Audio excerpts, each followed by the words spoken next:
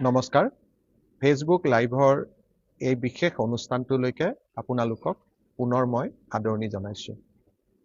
আমাৰ ৰাজ্যৰ দুখন জিলা বিশেষকৈ শিৱসাগৰ আৰু চৰাইদেউ এতিয়াও বানাক্ৰান্ত হৈ আছে। বহু লোক গৃহহীন হৈ আছে আৰু চৰকাৰী বেচৰকাৰী বিভিন্ন সংগঠনে বানাক্ৰান্ত ৰাইজৰ সৈতে থিয় দিবলৈ চেষ্টা কৰিছে। যোৰহাট আৰু গোলাঘাট জিলাতো বানে ৰাইজৰ মাজত অতিশয় দুৰ্যোগৰ সৃষ্টি কৰিছে। আজি মই ফেচবুক লাইভৰ এই অনুষ্ঠানৰ জৰিয়তে অসম চৰকাৰে তৎকালীনভাৱে বানাক্ৰান্ত ৰাইজৰ বাবে ল'ব খোজা কেইটামান পদক্ষেপ আপোনালোকৰ সন্মুখত ঘোষণা কৰিবৰ বাবে বা আপোনালোকক অৱগত কৰিবৰ বাবে মই আজিৰ এই ফেচবুক লাইভলৈকে আহিছোঁ। আমি যিকেইটা পদক্ষেপ আজি ঘোষণা কৰিম তাৰ প্ৰাক মুহূৰ্তত মই অকণমান বৰ্তমানৰ বান পৰিৱেশৰ বিষয়ে দুআষাৰ আপোনালোকক ক'ব বিচাৰিম আৰু বানাক্ৰান্ত ৰাইজক চৰকাৰে কেনেকৈ সহায় কৰিবলৈ চেষ্টা বা প্ৰয়াস কৰিছে তাৰ বিষয়েও মই এটা খন্তেক আভাস দিবৰ বাবে চেষ্টা কৰিম। আমি সকলোৱে জানো যে অসমৰ 25খন জিলাৰ 77টা ৰাজহ চক্ৰ 2157খন গাঁও এই বছৰৰ বানত আক্ৰান্ত হৈছিল। ইয়াৰ ভিতৰত আটাইতকৈ গুৰুতৰভাৱে আক্ৰান্ত জিলা দুখন হ'ল চৰাইদেউ আৰু শিৱসাগৰ, আৰু গোলাঘাট আৰু যোৰহাট জিলাও বানৰ দ্বাৰা প্ৰভাৱিত হৈছে। বৰ্তমানলৈকে বানৰ এই যিটো তুমুল আক্ৰমণ বানত আক্ৰান্ত হোৱাৰ ফলত এই চাৰিওখন জিলাতে 61 জন লোকৰ মৃত্যু হৈছে। শিৱসাগৰত 30 গৰাকী, চৰাইদেউত 20 গৰাকী, যোৰহাটত 9 গৰাকী আৰু গোলাঘাটত 2 গৰাকী। 74,000 পশুধন মৃত্যু হৈছে আৰু প্ৰায় 73,000 হেক্টৰ কৃষি ভূমি এই বানৰ আক্ৰমণৰ ফলত ক্ষতিগ্ৰস্ত হৈছে। গতিকে দুৰ্যোগ কিমান ডাঙৰ তাক আমি নিশ্চয় সকলোৱে অনুমান কৰিব পাৰোঁ।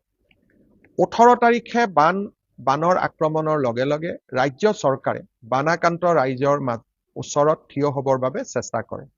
মন্ত্ৰী বিমল বৰা, সুশান্ত বৰগোহাঁই আৰু কেশৱ মহন্ত ডাঙৰীয়াই যোৱা 10 দিন ধৰি শিৱসাগৰ আৰু চৰাইদেউ জিলাতে শিবিৰ পাতি আছে আৰু বানাক্ৰান্ত ৰাইজক সহায় কৰাৰ বাবে যিমান কৰিব পাৰে তাক কৰিবৰ বাবে চেষ্টা কৰিছে। 2 গৰাকী জিলা আয়ুক্তৰ নেতৃত্বত হাজাৰ হাজাৰ চৰকাৰী কৰ্মচাৰীয়ে বানাক্ৰান্ত ৰাইজক সহায় কৰাৰ বাবে প্ৰচেষ্টা কৰিছে। আমি যদি চাবলৈ যাওঁ, Indian army, Indian air force, NDRF, SDRF, fire emergency service আৰু কমিউনিটি ভলেণ্টিয়াৰ প্ৰায় 1000 জন এনে ব্যক্তিয়ে প্ৰতিৰক্ষা বাহিনী, অসম পুলিচ, ভলেণ্টিয়াৰ এই গোটেইবিলাকে আমাৰ বানাক্ৰান্ত ৰাইজক সহায় কৰাৰ কাৰণে চেষ্টা কৰে। 129খন নাৱেৰে সৈতে বানাক্ৰান্ত ৰাইজক সহায় কৰাৰ বাবে বা উদ্ধাৰ কৰাৰ বাবে চেষ্টা কৰে। 29,982 গৰাকী ব্যক্তিক এই প্ৰচেষ্টাৰ ফলত উদ্ধাৰ কৰা হয়। বৰ্তমানলৈকে চৰকাৰৰ ফালৰ পৰা 22,327 কুইণ্টল চাউল, 4,250 কুইণ্টল দালি, 1,168 কুইণ্টল নিমখ, 96,568 লিটাৰ মাষ্টাৰ্ড অইল আৰু 57,215খন টাৰ্পুলিন যোগান ধৰা হৈছে। আমি এটা নতুন প্ৰচেষ্টা লৈছোঁ। আমি দেখা পাইছোঁ যে ব্যক্তিগত পৰ্যায়ত যেতিয়া আমি ৰিলিফ দিওঁ, হয় শিবিৰলৈকে আহিব লাগে, নহ'লে ৰিলিফ পইণ্টলৈকে আহিব লাগে। সেইবাবে নতুনকৈ আমি এটা প্ৰচেষ্টা কৰিছোঁ যে এটা বান আক্ৰান্ত ৰাইজক দিবৰ বাবে আমি এটা সৰু কিট বনাইছোঁ। প্ৰতিটো কিটত 8 কেজি চাউল, 2 কেজি দালি, 1 লিটাৰ মিঠাতেল, 500 গ্ৰাম নিমখ আৰু 1 পেকেট কেণ্ডেল। এই গোটেই সামগ্ৰীখিনি লগাই আমি এটা পেকেট বনাইছোঁ আৰু এতিয়ালৈকে 1,75,815 গৰাকী 15 ফেমিলিৰ ওচৰত ফেমিলিক এই পৰ্যন্ত আমি এই কিট বিতৰণ কৰিছোঁ। ইয়াৰ উপৰিও চেনিটেৰী নেপকিন, বিস্কুট, পানীৰ bottle, baby food, mosquito oil, phenyl, bleaching powder, halogen tablet, candle, চিৰা, গুড়, চয়াবিন, প্লাষ্টিক বাকেটছ আৰু মাগ, চাবোন আদিও আমি বিতৰণৰ চেষ্টা কৰিছোঁ। সমান্তৰালভাৱে ৰাজ্যৰ বিভিন্ন অঞ্চলৰ পৰা বিভিন্ন NGO, সমাজসেৱী সংগঠনেও চৰাইদেউ আৰু শিৱসাগৰ জিলাৰ বানাক্ৰান্ত ৰাইজক যোনে যেনেকে পাৰে সহায় কৰাৰ কাৰণে চেষ্টা কৰিছে। অসমৰ মুখ্যমন্ত্ৰী হিচাপে মই আকৌ এবাৰ স্বেচ্ছাসেৱী সংগঠন, হৃদয়বান ব্যক্তি সকলোকে মই আকৌ এবাৰ ধন্যবাদ আৰু অভিনন্দন জনাইছোঁ। ৰাজ্যৰ কেইবাটাও জাতীয় সংগঠনেও এই উদ্ধাৰ অভিযানত জঁপিয়াই পৰিছে। স্থানীয় বিধায়কসকলেও বহু পৰিমাণে ৰাইজৰ কষ্ট লাঘৱ কৰাৰ বাবে প্ৰচেষ্টা কৰিছে। এই সুযোগতে শিৱসাগৰ আৰু চৰাইদেউ জিলাৰ স্থানীয় বিধায়ক ধৰ্মেশ্বৰ কোঁৱৰ, সুৰুজ, ময়ূৰ আৰু মন্ত্ৰী সুশান্ত বৰগোহাঁই, অখিল গগৈ, মই সকলোকে ধন্যবাদ জনাইছোঁ। আজি মই কেইটামান বিশেষ ঘোষণা কৰাৰ বাবে আপোনালোকৰ ওচৰত উপস্থিত হৈছোঁ। প্ৰথম, বান আক্ৰান্ত বা বানত কেইবাগৰাকীও লোকৰ মৃত্যু হৈছে, যাৰ সংখ্যা মই ইতিমধ্যে 61 বুলি আপোনালোকক উল্লেখ কৰিছোঁ। আজিলৈকে চৰকাৰৰ নিয়ম আছিলে যে যেতিয়ালৈকে পোষ্টমৰ্টেম কৰা নহয় তেতিয়ালৈকে তেওঁলোকক আমি বান সাহায্য বা যিটো মৃতক ব্যক্তিলৈকে চৰকাৰী সাহায্য আগবঢ়োৱা হয় পৰিয়াললৈ, তাক আগবঢ়োৱা নগৈছিলে। মই জানিব পৰা মতে বানত আক্ৰান্ত হোৱাৰ ফলত কেইবাজনো লোকক পোষ্টমৰ্টেম কৰিব পৰা নগ'ল সেই ঘটনাসমূহৰ পৰিপ্ৰেক্ষিতত, আৰু তাৰ ফলত এতিয়া তেওঁলোকে চৰকাৰৰ পৰা পাবলগীয়া এক্স গ্ৰেচিয়া পৰা তেওঁলোক বঞ্চিত হৈ আছে। আমি প্ৰতিগৰাকী মৃতকক বা মৃতকৰ পৰিয়ালক অত্যন্ত সন্মানেৰে সৈতে আমি 4 লাখ টকা আগবঢ়াওঁ, কিন্তু পোষ্টমৰ্টেম নোহোৱা বাবে এই 4 লাখ টকাও বহু লোকে এতিয়ালৈকে পোৱা নাই। আজি আমি সিদ্ধান্ত লৈছোঁ যে এতিয়াৰ পৰা বানত আক্ৰান্ত লোক, বানত মৃত্যু হোৱা লোকক সাহায্য দিবৰ বাবে আমাক কোনো পোষ্টমৰ্টেমৰ প্ৰয়োজন নাই। মাত্ৰ চাৰ্কুল অফিচাৰে চাৰ্টিফিকেট এখন দিয়াৰ লগে লগে তেওঁলোকে এই 4 লাখ টকা চৰকাৰৰ সাহায্য তেওঁলোকে লাভ কৰিব। অৰ্থাৎ এতিয়া বানত মৃত্যু হোৱা প্ৰতিগৰাকী লোকৰ পৰিয়ালে 4 লাখ টকাকৈ চৰকাৰৰ পৰা পোৱাৰ ৰাস্তা আদি প্ৰশস্ত হ'ল, যোনে পোষ্টমৰ্টেম কৰা নাছিল। পোষ্টমৰ্টেম কৰা সকলে ইতিমধ্যে এই ধন লাভ কৰিছে। এতিয়া হ'ল মই আৰু এটা ঘোষণা কৰিব খুজিছোঁ, সেইটো হ'ল যে এই যে বানত আক্ৰান্ত হৈ 61 গৰাকী চৰাইদেউ, শিৱসাগৰ, যোৰহাট, গোলাঘাট জিলাত মৃত্যুবৰণ কৰিলে, আৰু ৰাজ্যৰ বাকী অঞ্চলতো আৰু 6 গৰাকী ব্যক্তিৰ মৃত্যু হৈছিল। মুখ্যমন্ত্ৰীৰ সাহায্য পুঁজিৰ পৰা এই আটাইকেইটা পৰিয়ালক আমি আৰু অতিৰিক্তকৈ 5 লাখকৈ টকা দিয়াৰ সিদ্ধান্ত গ্ৰহণ কৰিছোঁ। অৰ্থাৎ বান আক্ৰান্ত প্ৰতিটো পৰিয়ালে চৰকাৰৰ পৰা, প্ৰতি মৃতকৰ পৰিয়ালে চৰকাৰৰ পৰা পোৱা 4 লাখ টকাৰ উপৰিও মুখ্যমন্ত্ৰী সাহায্য পুঁজিৰ পৰা অতিৰিক্তকৈ 5 লাখ টকা লাভ কৰিব। মই ভাবোঁ যে মৃত্যুৰ মূল্য কেতিয়াও টকাৰে হ'ব নোৱাৰে, কিন্তু এই সৰু ধনে বিপদৰ সময়ত পৰিয়ালটো অকণমান হ'লেও নিশ্চয় সহায় কৰিব। দ্বিতীয়তে, মই আগতে উল্লেখ কৰিছোঁ যে আমি যেতিয়া বানত আক্ৰান্ত হ'ল, মৃতদেহ আমি পালোঁ, কিন্তু বহুত ব্যক্তি কেতিয়াবা সন্ধানহীন হৈ থাকে। বিশেষকৈ নাজিৰাত 7 গৰাকী লোক এতিয়াও সন্ধানহীন হৈ আছে। যেতিয়ালৈকে মৃত শৰীৰ উভতাই নাপায়, চৰকাৰী নিয়ম মতে পৰিয়ালটোক আৰ্থিক সাহায্য দিব পৰা নাযায়। আজি আমি সিদ্ধান্ত লৈছোঁ যে এমাহলৈকে যদি তেওঁলোকৰ আমি সন্ধান নাপাওঁ, আমি তেওঁলোকক মৃত্যু হোৱা বুলি চৰকাৰী সাহায্যৰ বাবে ধৰি লওঁ। ভগৱানক প্ৰাৰ্থনা কৰিম তেওঁলোক যাতে উভতি আহে, কিন্তু পৰিয়ালটোৰ বাবে যাতে আমি পৰিয়ালটোক সাহায্য দিব পাৰোঁ, তাৰ বাবে এই মিচিং ব্যক্তিসকলকো আমি মৃত্যু হোৱা বুলি ধৰি লৈ 4 লাখ টকা চৰকাৰ আৰু 5 লাখ টকা আমি মুখ্যমন্ত্ৰীৰ সাহায্য পুঁজিৰ পৰা আগবঢ়াম।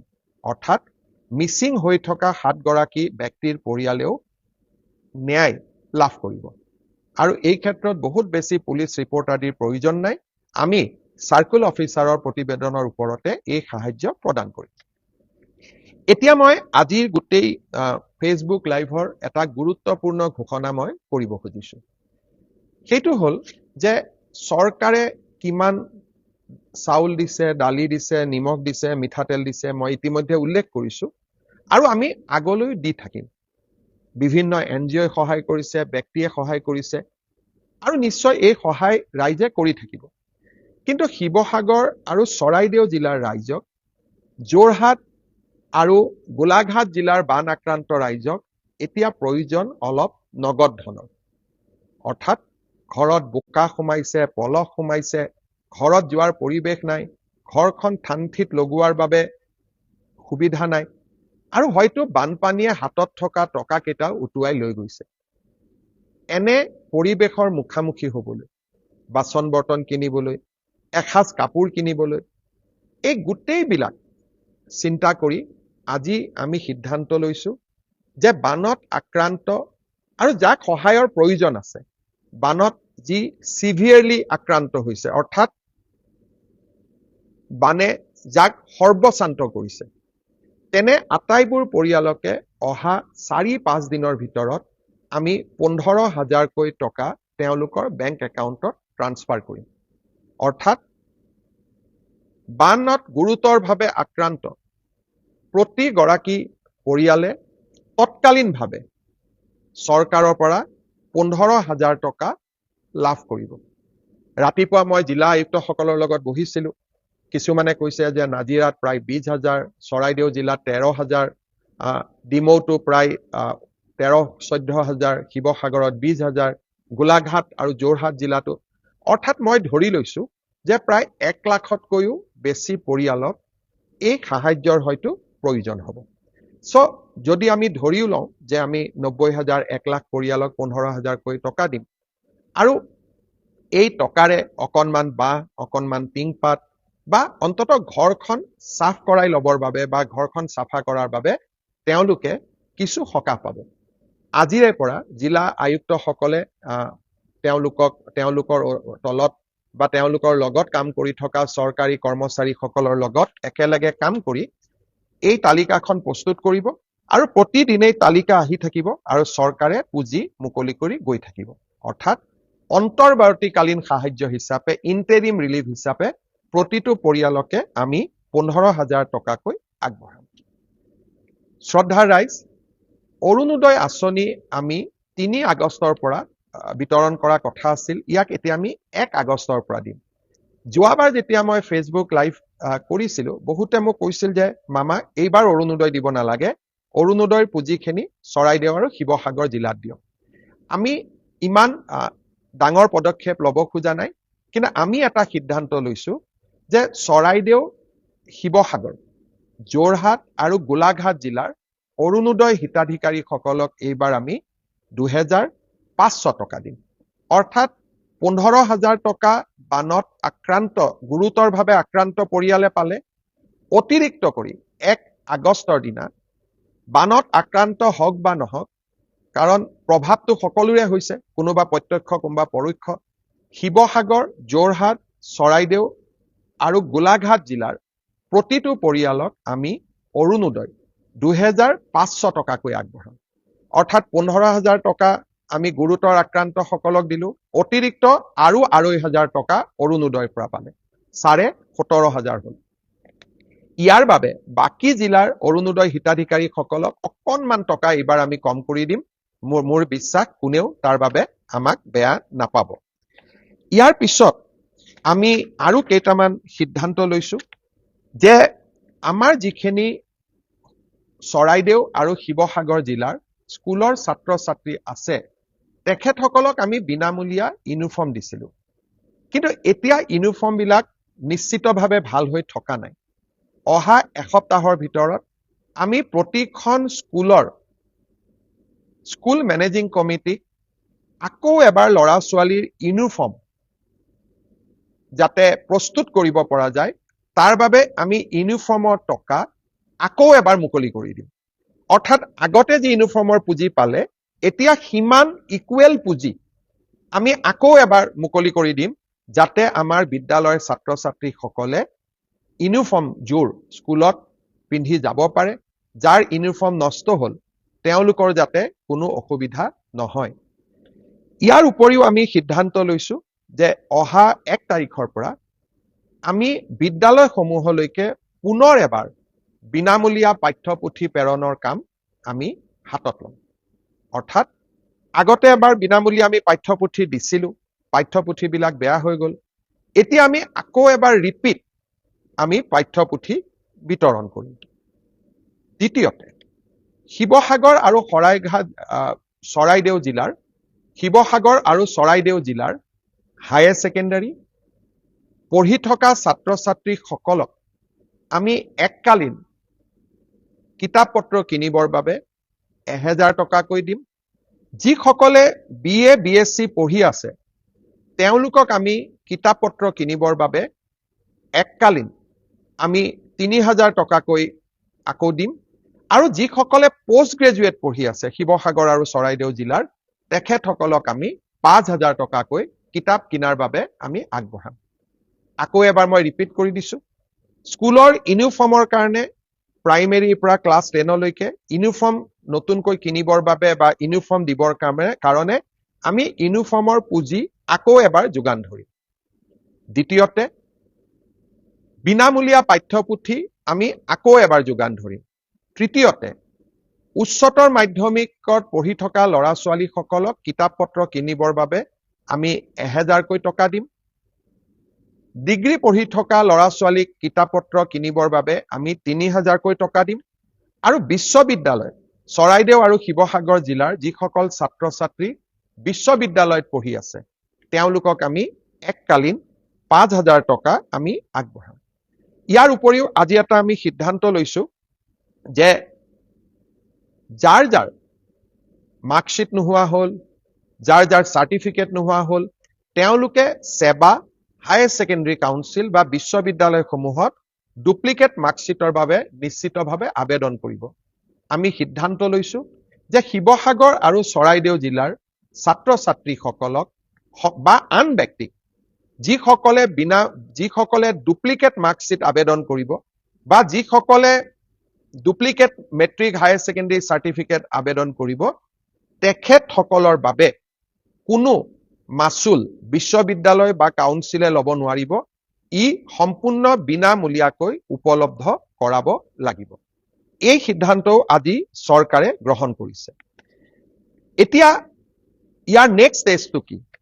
ইয়াৰ নেক্সট ষ্টেজটো হ'ল যে অহা 3-4 দিনৰ ভিতৰত আমি সমীক্ষা চলাম যে কাৰ কাৰ ঘৰ ভাঙি পৰিলে, কাৰ কাৰ ঘৰ ডেমেজ হ'ল, কাৰ কাৰ ফিচাৰী নষ্ট হ'ল, কাৰ কাৰ খেতি পথাৰ নষ্ট হ'ল, আৰু কাৰ কাৰ পশুধন নষ্ট হ'ল, আৰু কাৰ কাৰ তাঁতশাল নষ্ট হ'ল। এই এছেছমেণ্টটো আমি সমান্তৰালভাৱে আগুৱাই লৈ যাম। আমি যি এককালীন 15000 টকা দিম বা অৰুণোদয়ৰ জৰিয়তে 2500 টকা দিম, ই মাত্ৰ সাময়িক সকাহ। কিন্তু যাৰ ঘৰ ভাঙিছে, ঘৰ ক্ষতি হৈছে, তাক ঘৰ বনাবৰ বাবে, যাৰ পশুধনৰ মৃত্যু হৈছে তাক পশুধনৰ বাবে, যাৰ তাঁতশালখন নষ্ট হৈছে তাক তাঁতশালখনৰ বাবে, যাৰ ফিচাৰী নষ্ট হৈছে তাক ফিচাৰীৰ বাবে, যাৰ খেতি কৰিব নোৱাৰা অৱস্থা হৈছে তাৰ খেতিৰ বাবে। এই গোটেই এছেছমেণ্টবিলাক 3 তাৰিখৰ পৰা আমি আৰম্ভ কৰিম। এতিয়াও বহু জাগাত যাব পৰা অৱস্থা হোৱা নাই। আমি লাহে লাহে এছেছমেণ্ট কৰি ৰাইজক সম্পূৰ্ণ ক্ষতিপূৰণ য'ত যেনেকে আমি নৰ্মছ মতে যিমান পাৰো আমি ৰাইজক যিসকল ৰাইজৰ ক্ষতি হৈছে তেওঁলোকক আমি ক্ষতিপূৰণ দিবৰ বাবে প্ৰচেষ্টা কৰিম। শ্ৰদ্ধাৰ ৰাইজ, এই যে আমি ছাত্ৰ ছাত্ৰীসকলক 1000, 3000, 5000 বিনামূলীয়া ইউনিফৰ্ম, এই গোটেইবিলাক পুঁজি আমি মুখ্যমন্ত্ৰীৰ সাহায্য পুঁজিৰ পৰা প্ৰদান কৰিম। যোৱা কেইবাটাও দিনত মই দেখিছো যে 18 তাৰিখৰ পিছত মুখ্যমন্ত্ৰী সাহায্য পুঁজিলৈ মাইক্ৰ ডনেশ্যন সৰু 500 টকা, 1000 টকা কৰি 4610 গৰাকী ব্যক্তিয়ে আমাক ডনেট কৰিছে আৰু 60 লাখ টকা এই ধৰণে জমা হৈছে। আৰু কিছু ব্যক্তিয়ে যথেষ্ট ডাঙৰ কৰিও সহায় কৰিছে আৰু সেইসকলৰ নামো মই কোনোবা এটা লাইভত নিশ্চয় কৃতজ্ঞতাৰে সৈতে ল'ম। 2-এজন ব্যক্তিয়ে মই কেইদিন ইনষ্টাগ্ৰামত দেখিছো যে 2-এজন ব্যক্তিয়ে তাতে কৈছে মই ইমান টকা দিম, তাকে লৈ ইনষ্টাগ্ৰাম ৰীল ঘূৰি আছে। কিন্তু নীৰৱে সহায় কৰা মানুহৰ সংখ্যা বহুত। আৰু এই নীৰৱ দানৰ দ্বাৰা মুখ্যমন্ত্ৰী সাহায্য পুঁজিত এতিয়ালৈকে আমি 26,58,00,000 টকা লাভ কৰিছো। 26,58,00,000 আৰু 60 লাখ। এই গোটেই সমুদায় দান আমি এনেকৈ শিৱসাগৰ, চৰাইদেউ, যোৰহাট আৰু গোলাঘাট জিলাৰ বানপীড়িত ৰাইজৰ মাজত আমি বিতৰণ কৰিম বিভিন্ন ধৰণে ইউনিফৰ্ম, বুক গ্ৰান্ট আৰু চৰকাৰী নিয়ম নীতিয়ে যি ঢুকি নাপায় তাক আমি মুখ্যমন্ত্ৰী সাহায্য পুঁজিৰ পৰা আগবঢ়াম। মই কাকোকেই নকওঁ যে আপোনালোকে মুখ্যমন্ত্ৰী সাহায্য পুঁজিত দান দিয়ক, কিবা আগবঢ়াওক, কাৰণ দুই এজনে ইয়াৰ ওপৰত দিয়া কমেণ্টে সঁচাকৈয়ে মনবোৰ কৰবাত নহয় কৰবাত বেয়া লগাই দিয়ে। মুখ্যমন্ত্ৰী সাহায্য পুঁজিৰ পৰা যোৱা 5 বছৰত কিমানজন কেঞ্চাৰ ৰোগী অকণমান হলেও সকাহ পাইছে তাৰ তালিকাখন দেখিলে আপোনালোকে সকলোৱে বুজিব যে ক'ৰ পৰা কেনেবাকৈ অকণমান টকা খুজি আমি কেনেকৈ অজস্ৰ ৰোগীক সহায় কৰি আছো। মুখ্যমন্ত্ৰী সাহায্য পুঁজিলৈ অট'মেটিকেলি টকা নাহে, কাৰোবাৰ ওচৰত দান বৰঙণি বিচাৰিব লাগে। কিন্তু মই তথাপিতো কৈছো, নিজে যদি গৈ কাৰোবাক সহায় কৰিব পাৰে সেয়া আটাইতকৈ মংগল, কাৰণ প্ৰত্যক্ষভাৱে কাৰোবাক সহায় কৰিলে সি অদ্ভুত মানসিক আনন্দও পায়। যিসকল অসমৰ বাহিৰত আছে, নিজে কৰিব পৰা নাই, তেওঁলোকে এনেকৈয়ে সহায় কৰে মুখ্যমন্ত্ৰী সাহায্য পুঁজিলৈ আৰু সমগ্ৰ পুঁজি আমি ৰাইজৰ মাজত বিতৰণ কৰিম। দুই এজনে কৈছে হিচাপ দিব লাগে, মই তাকো আদৰণি জনাইছো। হিচাপ দিয়াত অসুবিধা কি? হিচাপটো দেখা পালে তেতিয়া তেওঁৰো মনত দানৰ এটা প্ৰৱণতা জাগিব আৰু তেওঁ নিজেও দান কৰিব। কাৰণ সকলো কথাতে ৰাজনীতিও নহয় আৰু সকলো কথাতে ইনষ্টাগ্ৰামত ৰিলো নহয়। মই ভাবো যে আমি সকলোৱে এই মুহূৰ্তত ৰাজনীতি আৰু সমালোচনাৰ পৰা ওপৰত থাকি বানাক্ৰান্ত ৰাইজক কেনেকৈ সহায় কৰিব পাৰো তাৰে প্ৰচেষ্টা আমি হাতত ল'ব লাগে। চমুকৈ মই আকৌ এবাৰ ঘোষণা কেইটা কৰিছো যে বানত আক্ৰান্ত প্ৰতিটো পৰিয়াললৈ 15,000 টকাৰ এককালীন সাহায্য, অৰুণোদয় এই 4খন জিলালৈ এই মাহত 2,500কৈ টকা। আৰু এটা কথা আপোনালোকক ক'ব খুজিছো, এই যে 15,000 টকা দিম, কেতিয়াবা চৰকাৰী আঁচনি দিলে কয় যে চৰকাৰী কৰ্মচাৰীয়ে নাপাব, অংগনবাদীয়ে নাপাব, আশাই নাপাব। ইয়াত সকলোৱে পাব। চৰকাৰী কৰ্মচাৰী এজনৰো যদি ঘৰ বানে আক্ৰান্ত কৰিছে তেওঁ এই পুঁজি পাব। আশা, অংগনবাদী, মিড ডে মিলৰ ৱৰ্কাৰেও পাব। আমি কেতিয়াবা কওঁ যে অৰুণোদয় চৰকাৰী কৰ্মচাৰীয়ে নাপায়, কিন্তু এই 15,000 টকা সকলোৱে পাব। বানত আক্ৰান্ত প্ৰতিগৰাকী ব্যক্তিকে আমি দিয়াৰ বাবে প্ৰচেষ্টা কৰিম। 2,500 টকা অৰুণোদয় হিতাধিকাৰীসকলে পাব। ল'ৰা ছোৱালীক কিতাপ, কাগজ, ইউনিফৰ্ম আৰু বুক গ্ৰান্ট আমি দিয়াৰ চেষ্টা কৰিম। মৃতকসকলৰ বাবে আমি আৰু 5 লাখ টকাকৈ বেছিকৈ দিয়াৰ সিদ্ধান্ত আমি ঘোষণা কৰিছো। আৰু নতুন কৰি যিসকল মিচিং নমছত নাপায় তেওঁলোককো আমি সাহায্য দিয়াৰ কথা আজি ঘোষণা কৰিছো। চাৰ্টিফিকেট আদিও ডুপ্লিকেট কপিও বিনা মাচুলে পোৱাৰ আমি ব্যৱস্থা কৰি দিছো। আৰু শেষত এইটোও কৈছো যে যাৰ ঘৰ গৈছে, ফিচাৰী গৈছে, এনিমেল ঘৰৰ পশুধন গৈছে, তাঁতশাল গৈছে, সকলোকে আমি সহায় কৰাৰ বাবে চেষ্টা কৰিম। এই 15,000 টকাৰ লগত তাৰ কোনো সম্পৰ্ক নাই, সেই কাম আমি সমান্তৰালভাৱে কৰি থাকিম। শেষত ইনফ্ৰাষ্ট্ৰাকচাৰ, স্কুল নষ্ট হৈছে, নামঘৰ নষ্ট হৈছে, ৰাস্তা নষ্ট হৈছে, ট্ৰেন্সফৰ্মাৰ নষ্ট হৈছে, খোৱা পানীৰ ব্যৱস্থা নাই। আজি আমি বহুত জাগাত নতুনকৈ হেণ্ড টিউবেল দিয়াৰ বাবেও কিছু পুঁজিৰ আমি অনুমোদন কৰি দিছো। বিশেষকৈ সুশান্ত বৰগোহাঁই মোক কৈ আছিল যে হেণ্ড টিউবেলৰ খুব প্ৰয়োজন, তাকো আমি কৰিছো। কিন্তু মই শিৱসাগৰ আৰু চৰাইদেউ জিলাৰ ৰাইজক আশ্বাস দিম যে আমাৰ যিমান ৰাজহুৱা সম্পত্তিৰ ক্ষতি হৈছে সেই গোটেইবোৰ ৰিপেয়াৰ কৰা, নৱনিৰ্মাণ কৰা, নতুনকৈ নিৰ্মাণ কৰা সি মোৰ দায়িত্ব আৰু কৰ্তব্য হ'ব। নিষ্ঠা আৰু সততাৰে সৈতে যিমান পাৰো আমি ৰাইজৰ লগত এই দুখৰ দিনত থিয় হৈ থাকিম আৰু ৰাইজক সহায় কৰাৰ বাবে প্ৰচেষ্টা কৰি থাকিম। কৰবাত যদি বান সাহায্য দিওঁতে আমাৰ চৰকাৰৰ বিষয়াসকল সময়মতে গৈ পোৱা নাই, কৰবাত যদি ক্ৰুটিনুটিও হৈছে, তাৰ বাবে মই শিৱসাগৰ আৰু চৰাইদেউ জিলাৰ ৰাইজৰ ওচৰত ক্ষমাও বিচাৰিম। কিন্তু আমাৰ প্ৰচেষ্টা বিপদৰ সময়ত আপোনালোকৰ লগত থিয় দিয়া, আমাৰ প্ৰচেষ্টা আপোনালোকৰ দুখৰ সমভাগী হোৱা, আমাৰ প্ৰচেষ্টা আপোনালোকৰ লগত হাতত হাত ধৰি আমি হেৰুৱা জীৱনৰ ছন্দ পুনৰ এবাৰ উভতাই লৈ আহা। চৰকাৰ আৰু মই আৰু মোৰ সতীৰ্থসকল এই মহান কৰ্মযজ্ঞত শিৱসাগৰ, চৰাইদেউ, গোলাঘাট আৰু যোৰহাট জিলাৰ ৰাইজৰ লগত থিয় হৈ থাকিব। আজিলৈ ইয়াতে সামৰিছো। খুব কম দিনৰ ভিতৰতে মই শিৱসাগৰ আৰু চৰাইদেউলৈ আকৌ এবাৰ যাম, আপোনালোকৰ লগত থিয় হৈ থাকিম। বহুত বহুত ধন্যবাদ। জয় হিন্দ, বন্দে মাতৰম।